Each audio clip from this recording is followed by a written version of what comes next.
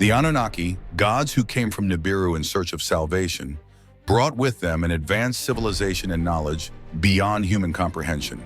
However, when they arrived on Earth, they realized that in order to exploit resources efficiently, they would need to establish territories and governance. The division of Earth among the Anunnaki leaders was a logical solution, but one fraught with profound implications. Initial councils between Enki, Enlil, and other leaders were tense. Although territorial divisions seemed practical, each leader had his personal ambitions. Enlil, Anu's legitimate son, felt destined to command what he saw as the central region of the Earth, Mesopotamia. This area, rich in rivers and fertile land, would be the heart of the human civilization they planned to build. He saw this choice as natural, given his position as a military commander and authority figure. Enki, the master of the waters and brother of Enlil, saw Egypt and Nubia as lands with immense potential.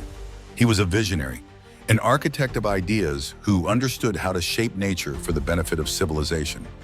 Upon receiving these regions, he began to plan the creation of irrigation and agricultural systems that would transform the Nile into a vital artery for human and divine flourishing. Inanna, young and ambitious, claimed the Indus Valley. Although many underestimated her for her age, she quickly proved to be a born strategist.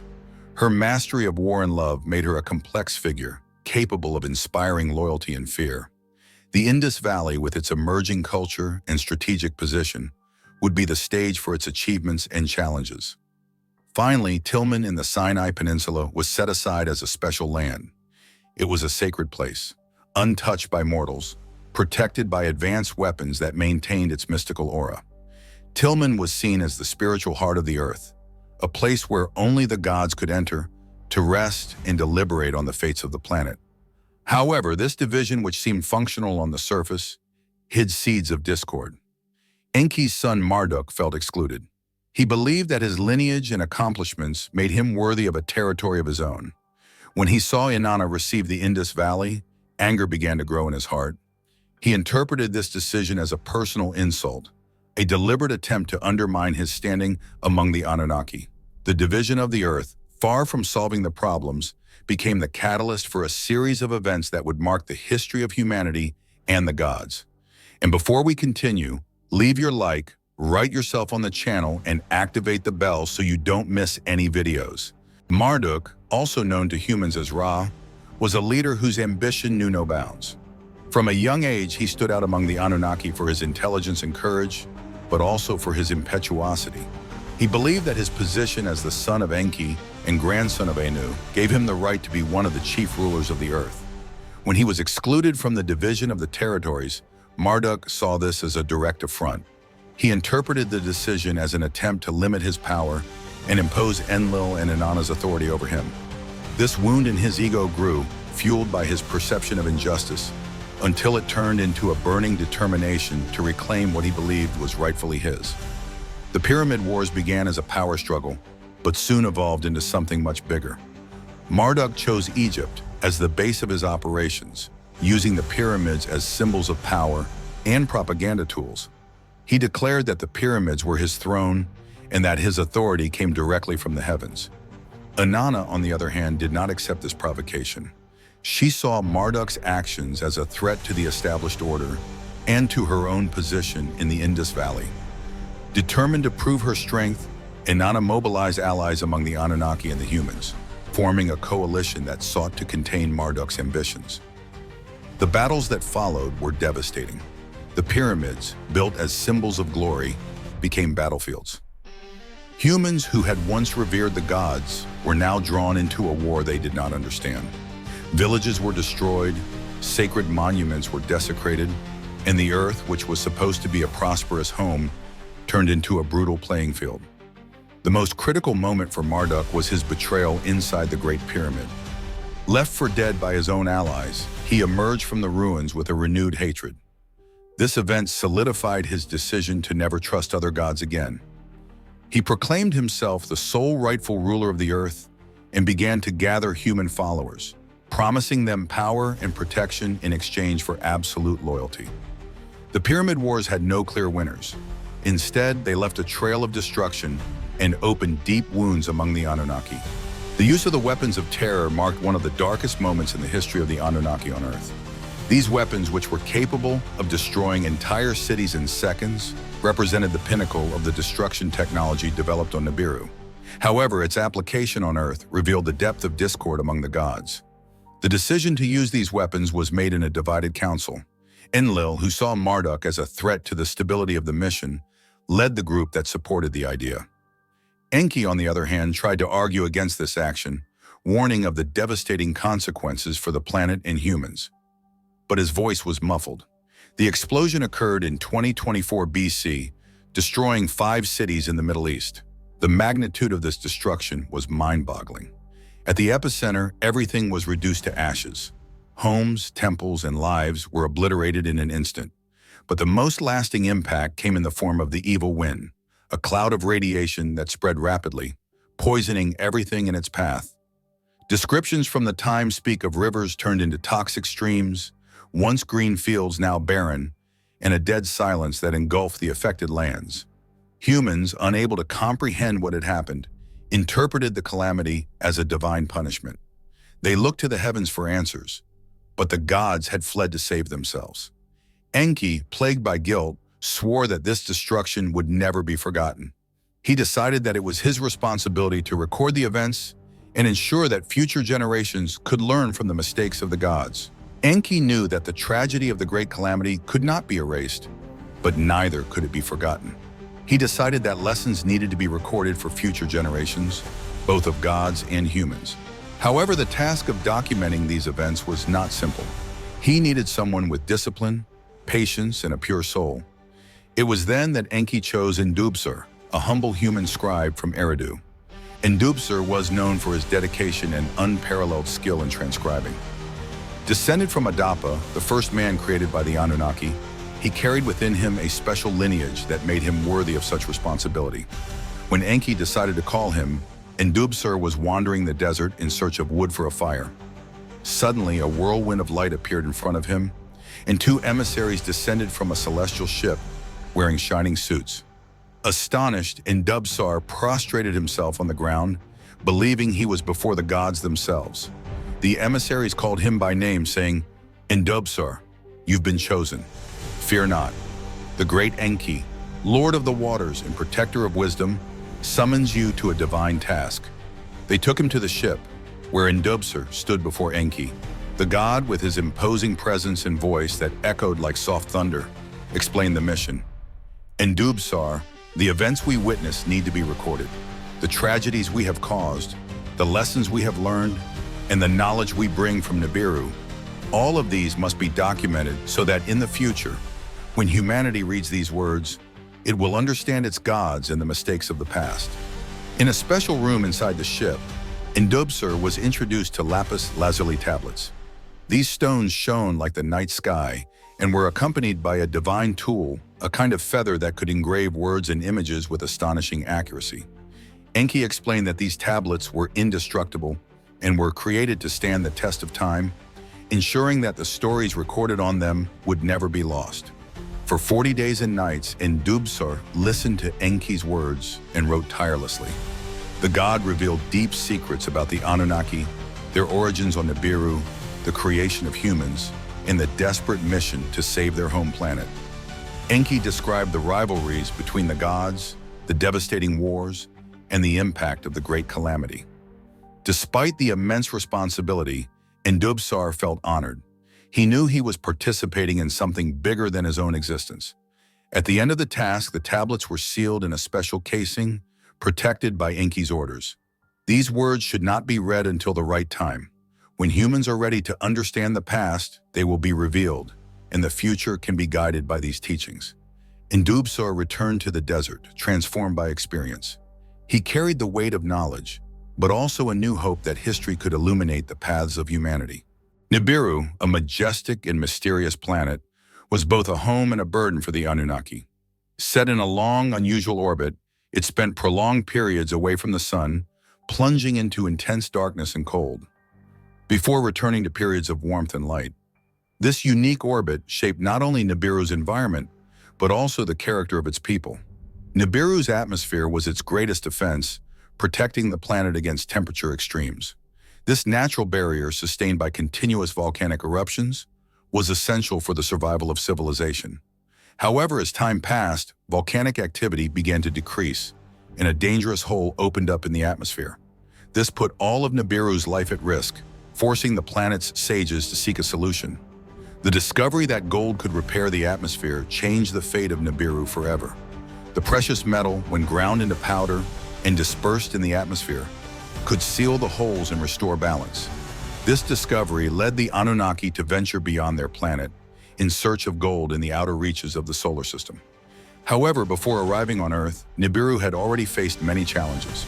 The planet was marked by internal wars between the nations of the North and South, which almost destroyed its civilization. These conflicts were resolved only with the establishment of the Seed Law, which determined that the throne would be occupied only by the legitimate descendants of the king and queen, uniting the nations under a single leadership. The Earth represented a new hope. When the Anunnaki discovered that this planet possessed vast reserves of gold, their attention turned to it. However, the exploration of the Earth brought new challenges. The environment was hostile, resources were difficult to access, and the gods themselves began to vie with each other for control of territories. In addition to the logistical challenges, there were also philosophical questions. Many Anunnaki began to wonder if it was ethical to explore another planet to save their own. Enki in particular questioned the morality of interfering with the natural course of the Earth and the lives of the humans they had created. However, the need spoke louder and the mission continued. The connection between Nibiru and Earth has become deeper than the Anunnaki themselves could have imagined. The fate of the two planets was intertwined, and the decisions made in one place reverberated in the other. Before the formation of the solar system as we know it, the universe was a vast field of chaotic and primordial forces. In this scenario, Tiamat reigned as a gigantic celestial body, emanating creative and destructive energies. Its cosmic waters mixed with those of Apsu, his consort, creating the first celestial gods, planets, moons, and other bodies that began to shape the space around them. For a while, there was harmony. However, order gave way to chaos when the new celestial bodies, moved by their own gravitational forces, began to upset the balance. Tiamat, as the All-Mother, became hostile, believing that her children were challenging her authority. This tension culminated in an alliance between the celestial gods who sought a leader to face Tiamat Nibiru. Nibiru was not just a planet, it was also a divine entity that carried the force of the cosmos at its core. Moved by its unusual orbit, it entered the solar system as an agent of change. Tiamat, realizing the threat, prepared for war. She created cosmic weapons and entrusted the tablets of destiny to Kingu, elevating him to a status almost equal to her own. The ensuing battle was epic, involving forces that defy our comprehension. Nibiru faced Tiamat with the support of other celestial gods. The confrontation culminated in the use of the evil wind, a devastating force that struck Tiamat with deadly precision. With a final blow, Nibiru split Tiamat in two. One half of Tiamat was launched into a new orbit, becoming Earth, enriched by its waters and essential elements for life. The other half, stripped of life energy, became the asteroid belt known as the Hammered Bracelet. Kingu, who once carried the Tablets of Fate, became the moon, orbiting the Earth as a reminder of the battle. The destruction of Tiamat marked the beginning of a new era, where order began to take shape. However, this creation came with a cost. The conflict etched in the stars left scars that would echo in the history of the Anunnaki and humanity, shaping the cosmic narrative that connected Nibiru to Earth. Alalu, the deposed king of Nibiru, was a complex and tragic figure. He was a strong and bold leader, but his ambition and impulsiveness put him at odds with Anu, the ruler of Nibiru. After a fierce contest for the throne, Alalu was defeated and was forced to flee, fearing for his life. Its fall marked the beginning of a journey that would forever change the fate of two planets. In his desperate escape, Alalu stole a celestial ship, risking his life to escape Anu's wrath. He knew he couldn't return to Nibiru, but he also knew that the planet was facing an existential crisis. The hole in Nibiru's atmosphere grew, and without gold, there was no hope of recovery. Alalu decided that he would find this vital resource elsewhere, seeking to redeem himself and perhaps regain his glory. The journey to Earth was not easy. The crossing of the Hammered Bracelet, the asteroid belt, represented an almost insurmountable challenge. Many who tried to pass through this region before were destroyed. However, Alalu used his skill and ingenuity to clear the way, using missiles from the ship to disperse the asteroids. When he finally landed on Earth, Alalu was amazed by what he found. The vastness of the oceans, the brightness of the sun, and the breathable air were completely different from the harsh environment of Nibiru. Exploring the planet, he discovered traces of gold in the rivers and mountains. This discovery was a moment of triumph for Alalu, who immediately sent a message to Nibiru. "I found gold. The future of Nibiru is saved. I, Alalu, claim my kingship and demand that my throne be restored." News of Alalu's discovery sparked a frenzy on Nibiru. Although Anu was reluctant to accept Alalu's return as king, he could not ignore the importance of his discovery. Thus, it was decided that an expedition would be sent to verify Alalu's claims, beginning systematic exploration of the Earth. Enki, the master of wisdom and son of Anu, was chosen to lead the first official expedition to Earth after the discovery of Alalu. Upon arriving, he found a vibrant but challenging planet.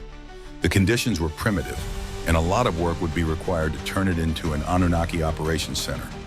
Enki began to explore the planet with a scientific and meticulous approach. He analyzed resources, studied ecosystems, and mapped the most promising areas for gold extraction. His vision culminated in the founding of Eridu, the first Anunnaki settlement on Earth. Eridu was designed to be more than just an outpost. Enki planned the city as a model of efficiency and functionality. He implemented irrigation systems to take advantage of water resources and built sturdy structures that would stand the test of time. The Anunnaki began to work on gold mining, using advanced tools that seemed magical to human eyes. Humans, raised by the Anunnaki as workers, played a crucial role in the construction of Eridu. Enki, however, saw more than servitude in humans. He believed that these beings had the potential to evolve and contribute in a significant way. Thus, he began to teach them basic skills such as farming and building, planting the seeds of what would later be known as civilization. Eridu became the heart of Anunnaki operations on Earth. It was from there that the first cargoes of gold were sent to Nibiru, marking the beginning of a symbiotic relationship between the two planets. As the Anunnaki settlements expanded and gold mining became an increasingly intense priority, the ideological and personality differences between Enki and Enlil became even more evident. Enki, always with his visionary, humanitarian, and paternalistic approach, imagined the Earth as a self-sufficient world. He dreamed of a harmonious coexistence where humans, created by the Anunnaki, could evolve, prosper, and share the fruits of their development with their creators. Enlil, however, held a completely opposite view. To him, humans were nothing more than disposable tools, created to serve and ensure that the Anunnaki plans were executed with maximum efficiency. He believed that tight and absolute control was essential to maintaining order and progress of operations. These differences in vision soon generated increasingly heated disputes between the two brothers, who began to form alliances within the Anunnaki community. Enlil often used his position as supreme commander to justify his decisions, reinforcing that his authority was indisputable and that his role as leader should not be questioned. Enki, in turn, won support through his more balanced posture and his genuine empathy for humans. This emotional connection to his creations made him an admired figure by those who also believed in a future of collaboration and joint growth. The conflict between the two reached its apex in a tense meeting in the ancient city of Eridu, considered one of the first great centers of Anunnaki power on Earth. To resolve the impasse, Anu, the great leader of the Anunnaki and father of the brothers, was called in to intervene and make a final decision. After listening to both sides, Anu decided that Enlil would be in charge of ground operations, taking overall command of surface activities. Enki, on the other hand, would be assigned to oversee the Abzu, the rich underground region filled with gold deposits. While this decision seemed to offer a momentary solution, it planted seeds of deep resentment between the brothers, creating a rivalry that would shape future events unpredictably. With the division of responsibilities between Enki and Enlil resolved in a fragile way, the Anunnaki continued their mission to extract gold from Earth. Nibiru's pressure to obtain results was immense, because with each orbital cycle, the effects of the hole in the planet's atmosphere became more evident. The survival of the Anunnaki civilization depended on the efficiency and continuity of land operations. Anunnaki settlements began to spread to strategic regions. New bases were established in mineral-rich locations such as southern Africa and the Americas. These expansions, while necessary, have brought new challenges. The distance between the posts made communication difficult, and logistical resources were often overwhelmed. In addition, Anunnaki workers, overwhelmed by the intensification of operations, began to express their discontent. Many rebelled, refusing to continue working in the mines in conditions they found unbearable. These rebellions caused significant disruptions to operations and threatened to destabilize the mission. It was in this context that Enki suggested a daring solution: the creation of a hybrid being capable of taking on the heavy lifting. He proposed using the genes of the Anunnaki to genetically modify existing humans, making them more suitable for intense physical tasks. This idea, although controversial, was approved by Anu, given the critical state of the mission. The modified humans quickly became an essential workforce for the Anunnaki. However, their growing consciousness and intelligence began to worry Enlil, who saw them as a potential threat. He argued that humans should be kept under strict control, while Enki believed that they deserved respect and dignity. This philosophical division between Enki and Enlil has become a symbol of the different approaches of the Anunnaki towards Earth. While Enki saw the planet as a place of possibilities and growth, Enlil saw it as a field of resources to be explored. As the operations progressed, signs of instability began to emerge on Nibiru. The gold sent into the planet's atmosphere helped alleviate the crisis, but it was not enough to solve the problem completely. Anu, worried about the future, began discussing plans for a possible mass migration of the Anunnaki to Earth. This idea, however, met with resistance. Many Anunnaki feared that the Earth, with its own environmental and social challenges, could not sustain a larger population. Additionally, there were concerns about how humans would react to such a widespread presence of gods. In the midst of these uncertainties, the Earth has become a place of hope and conflict. For the Anunnaki, she was a potential salvation, but also a battleground for their internal disputes. For humans, it was a home that was beginning to awaken to its own importance in the cosmic order. The future of the Anunnaki and humanity remained uncertain, intertwined by bonds of dependency, ambition, and the desire for survival. The history of the Anunnaki, their disputes, and the mysteries that connect Earth to Nibiru continue to intrigue us. But that's just the beginning. What secrets are still hidden in the tablets of Indubsar? Could it be that the search for gold was the only reason for the coming of the gods? And above all, how does this history resonate with our origin and destiny as humanity? Be sure to share your thoughts in the comments. Subscribe to the channel and activate the bell so you don't miss the next revelations about the mysteries of the Anunnaki, the secrets of the universe, and the connections between gods and humans. Are you ready to continue this journey? So I'll see you in the next video.